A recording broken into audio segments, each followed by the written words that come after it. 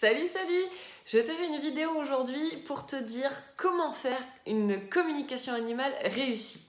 C'est-à-dire, très souvent, vous m'appelez parce qu'il y a un souci à la maison, votre animal a changé de comportement récemment, et qu'est-ce qui se passe?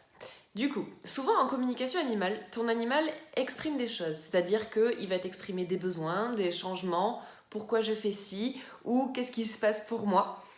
Et du coup, si tu veux que ça fonctionne, si tu veux que la communication réussisse, il faut que tu écoutes ce que va te dire ton animal et que tu mettes des choses en place. Je m'explique. Je vais te donner un exemple très concret. Un jour, je fais une communication avec un chat qui faisait pipi partout. Il faisait pipi sur le parquet, sur la table, sur l'ordinateur de travail de la maison, enfin vraiment terrible. Et en fait, il m'exprime 3 choses. Il me dit, j'ai 3 problèmes à la maison. Donc, la communication se fait, les choses se calment, la personne en question commence à écouter ce que lui dit son chat et changer des choses à la maison.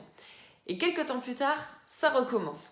Alors du coup, la personne me rappelle et me dit, mais qu'est-ce qui se passe? J'ai fait ci et ça en place, j'ai mis ci et ça en place, mais ça ne fonctionne pas. Bon, du coup, je recommunique avec le chat.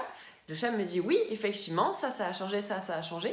Mais la troisième chose que j'avais exprimée, ça n'a pas été changé. Ça n'a pas été modifié. Et du coup, j'ai fait mon compte rendu, la personne reçoit mon compte rendu, et là, elle modifie la dernière chose qu'il fallait faire, et le chat n'a plus jamais refait pipi à côté de sa caisse.